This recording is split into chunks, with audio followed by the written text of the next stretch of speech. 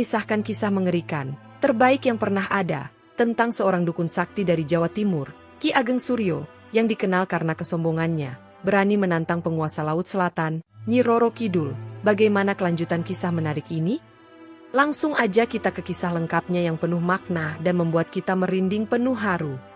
Di sebuah desa kecil di dataran tinggi Jawa Timur, hidup seorang dukun sakti bernama Ki Ageng Suryo. Ia terkenal seantero pulau karena kemampuannya yang luar biasa. Bukan hanya masyarakat sekitar yang datang kepadanya, tapi juga orang-orang dari kota besar. Ki Ageng Suryo mampu menyembuhkan penyakit, menggandakan kekayaan, bahkan mengusir makhluk gaib yang mengganggu. Namun, semakin bertambahnya kekuatan, semakin tinggi pula keangkuhan dalam dirinya. Ki Ageng Suryo tidak lagi menghormati adat leluhur. Ia sering mengklaim dirinya lebih sakti dari para penjaga alam gaib, bahkan berani menantang kekuatan Nyi Roro Kidul, penguasa Laut Selatan yang selama ini dihormati banyak orang Jawa. Suatu malam, di bawah sinar bulan purnama, Ki Ageng Suryo memutuskan untuk membuktikan bahwa dirinya adalah yang terkuat. Ia menyiapkan sesajen di puncak Gunung Kelut, tempat ia biasa bermeditasi untuk menyerap energi alam. Dengan suara lantang, ia memanggil para penunggu gaib, menantang siapapun, termasuk Nyi Roro Kidul, untuk datang menemuinya. Aku Ki Ageng Suryo, penguasa daratan ini. Jika benar Nyi Roro Kidul adalah penguasa lautan, datanglah kepadaku dan buktikan kekuatanmu, serunya. Suaranya menggema di antara tebing-tebing. Namun malam itu tetap sunyi. Tidak ada jawaban, tidak ada angin yang berhembus. Ki Ageng Suryo tersenyum sinis. Mitos belaka, pikirnya. Ia yakin, Nyi Roro Kidul tidak lebih dari legenda yang diciptakan untuk menakut-nakuti rakyat. Beberapa hari kemudian, Ki Ageng Suryo menerima seorang tamu misterius. Seorang wanita tua berpakaian lusuh datang dengan langkah terseok-seok. Wajahnya penuh keriput, tapi matanya memancarkan keanggunan yang luar biasa. Ia memohon bantuan Ki Ageng untuk mengusir makhluk gaib yang mengganggu desa tempat ia tinggal. Ki Ageng, kami mohon bantuanmu. Desa kami dilanda bencana. Tanaman tak lagi tumbuh, hewan ternak mati tiba-tiba, dan setiap malam terdengar tangisan perempuan di tepi pantai, katanya dengan suara serak. Ki Ageng Suryo mengangguk penuh percaya diri. Tenanglah, Ibu. Tidak ada makhluk gaib yang mampu melawan keampuhanku. Aku akan pergi ke desa itu dan menyelesaikan masalah ini. Wanita tua itu tersenyum samar, lalu berkata pelan, hati-hati, Ki. Kadang, kesombongan bisa menjadi awal kehancuran. Namun, Ki Ageng Suryo hanya tertawa kecil. Ia menganggap kata-kata wanita itu hanyalah peringatan biasa. Ki Ageng Suryo tiba di desa tersebut pada sore hari. Desa itu memang terlihat suram. Pohon-pohon layu, tanah retak seperti habis dilanda kekeringan panjang, dan di kejauhan terdengar gemuruh ombak yang seolah mengancam. Namun Ki Ageng tidak gentar. Ia mulai melakukan ritualnya di tepi pantai, membakar dupa dan membaca mantra. Malam pun tiba. Angin bertiup kencang, dan suara tangisan perempuan semakin jelas terdengar. Dari dalam gelombang laut, muncul sosok perempuan cantik dengan pakaian hijau berkilauan. Rambutnya hitam panjang tergerai, dan sorot matanya tajam seperti pisau. Ki Ageng Suryo tersenyum sinis. Jadi ini yang disebut Nyi Roro Kidul? Hanya bayangan belaka. Namun perempuan itu tidak berbicara. Ia hanya melangkah mendekat. Setiap langkahnya membuat gelombang semakin besar. Tanah di sekitar Ki Ageng Suryo mulai bergetar. Aku tidak takut padamu, teriak Ki Ageng sambil membaca mantra. Ia melayangkan tangannya, mencoba mengusir perempuan itu dengan kekuatannya. Tapi tak ada yang terjadi. Sosok itu tetap berdiri, tak bergeming. Kau terlalu sombong, Ki Ageng, akhirnya perempuan itu berbicara. Suaranya tenang namun menggetarkan. Kekuatan yang kau miliki hanyalah setitik kecil dari apa yang ada di alam semesta ini. Aku datang bukan untuk membuktikan apapun, tapi untuk mengingatkanmu akan batasan manusia. Ki Ageng Suryo merasa tubuhnya mulai lemas. Entah kenapa, setiap kali perempuan itu berbicara, kekuatannya seperti disedot. Namun ia tidak mau kalah. Dengan sisa tenaga, ia mencoba menyerang perempuan itu dengan ilmu pamungkasnya. Tapi sebelum ia sempat menyelesaikan mantra, sosok itu melambaikan tangannya, dan tubuh Ki Ageng terhempas jauh ke belakang. Datanglah ke Laut Selatan jika ingin benar-benar menguji kekuatanmu, ujar perempuan itu sebelum menghilang di balik ombak yang bergemuruh. Ki Ageng Suryo merasa dipermalukan.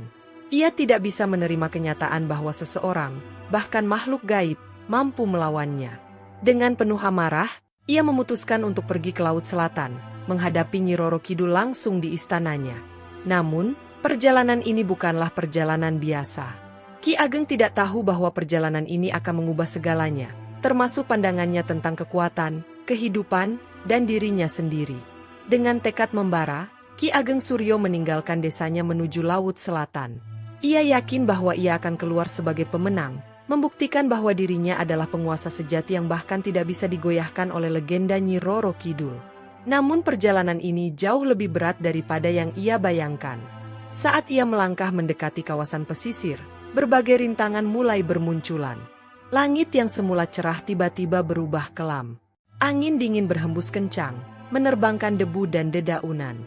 Pohon-pohon di sepanjang jalan seakan hidup, mengayunkan ranting-rantingnya seperti tangan-tangan yang mencoba menghalangi langkah Ki Ageng. Apa ini semua? Hanya permainan kecil, gumam Ki Ageng sambil melanjutkan perjalanan. Ia tidak gentar, menganggap semua ini hanyalah ilusi. Namun semakin dekat ia ke tujuan, semakin berat ujian yang ia hadapi. Malam itu, ketika ia memutuskan untuk beristirahat di sebuah hutan dekat pantai, suara-suara aneh mulai terdengar. Tangisan bayi, jeritan wanita, dan tawa serak menggema di udara. Ki Ageng mencoba membaca mantranya untuk mengusir gangguan tersebut, tetapi kali ini, mantra-mantra itu tidak berhasil. Di tengah malam, ia disergap oleh bayangan hitam besar yang menyerupai seekor ular raksasa. Ular itu melingkari tubuhnya, memperketat cengkeramannya setiap kali Ki Ageng mencoba melawan.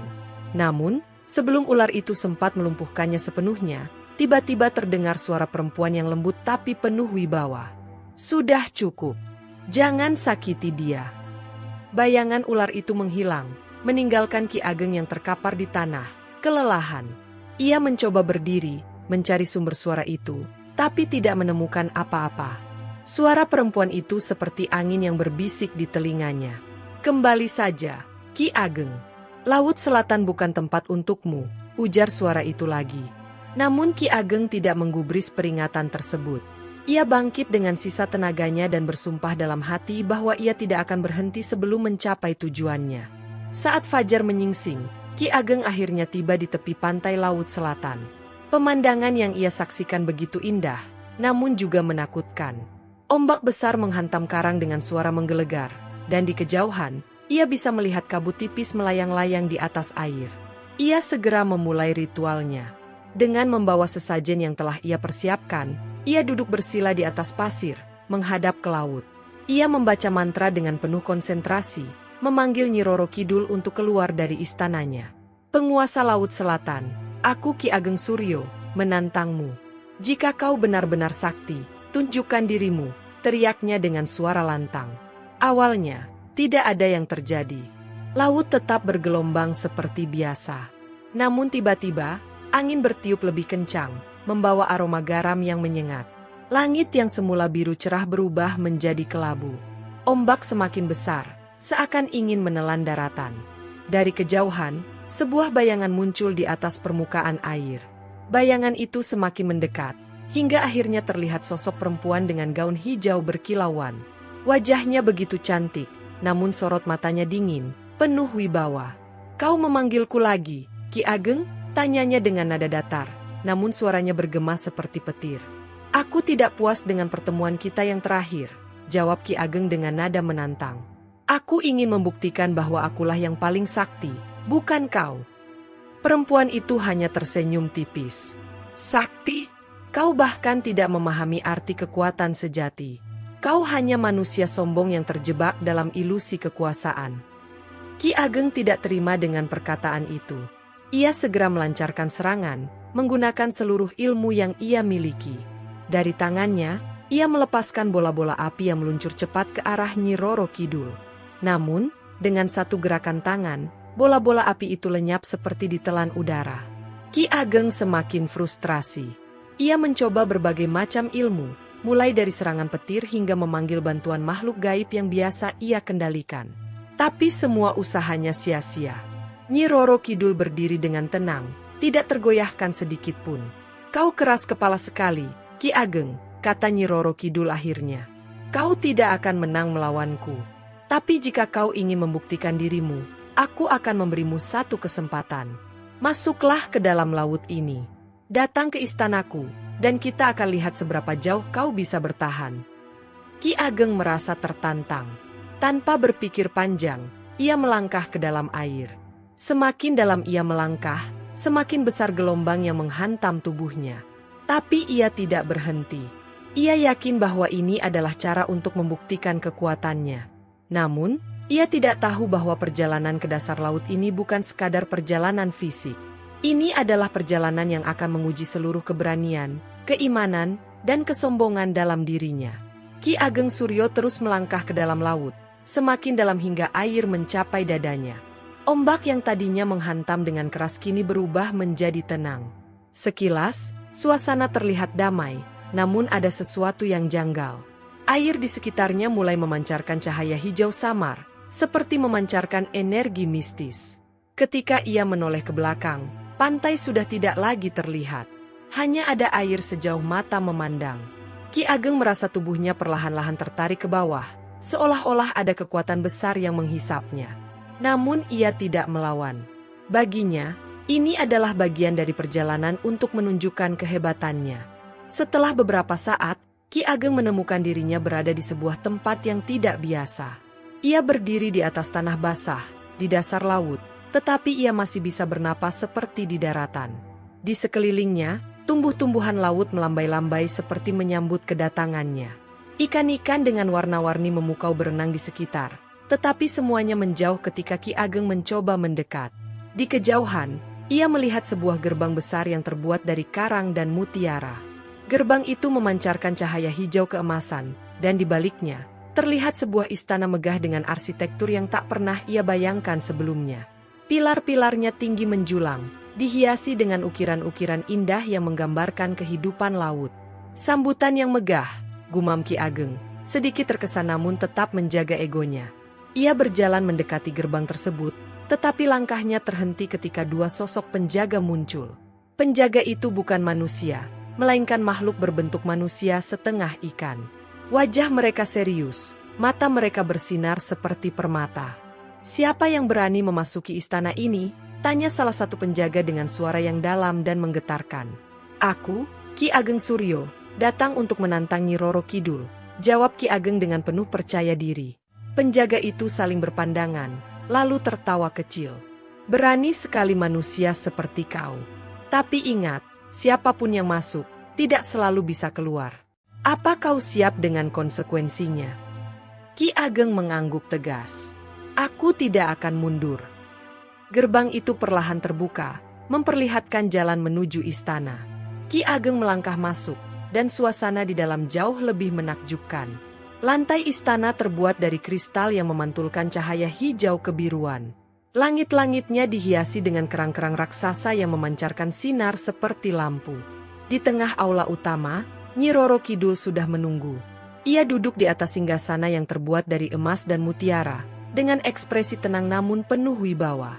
Di sampingnya, terdapat dua makhluk besar menyerupai naga laut yang melingkar dengan mata tajam mengawasi Ki Ageng.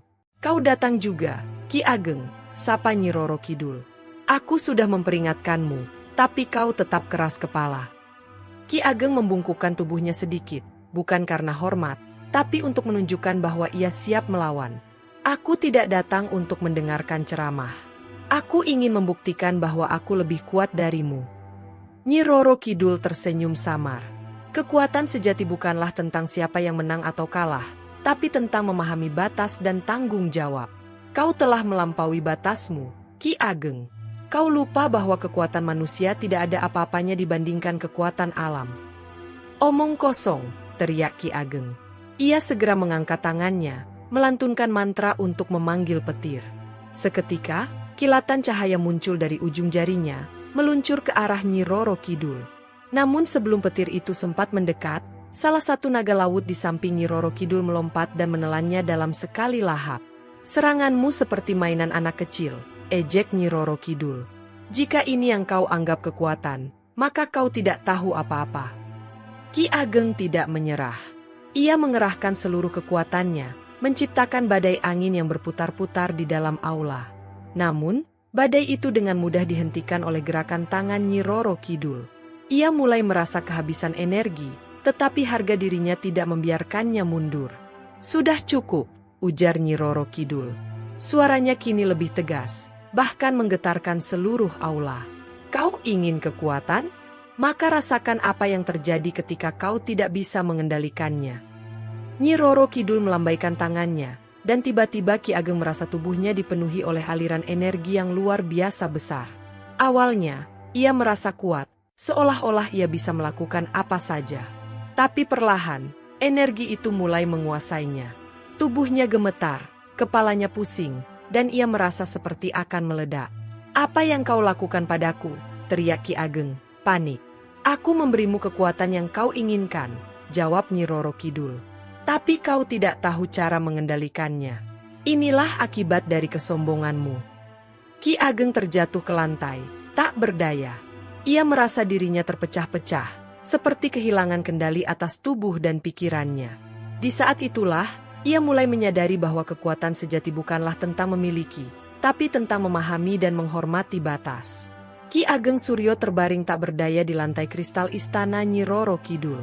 Tubuhnya terasa seperti dihimpit ribuan beban, sementara pikirannya dipenuhi kekacauan.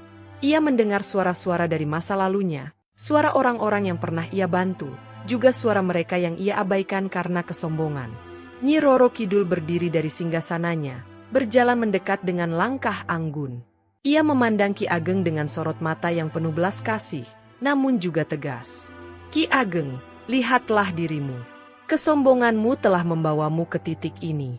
Kau terlalu sibuk membuktikan kehebatanmu hingga melupakan tanggung jawab sebagai manusia." Ki Ageng berusaha bangkit, tapi tubuhnya terlalu lemah. Dengan suara bergetar, ia bertanya, "Apa yang kau lakukan padaku?" "Aku hanya menunjukkan cerminan dirimu sendiri," jawab Nyi Roro Kidul.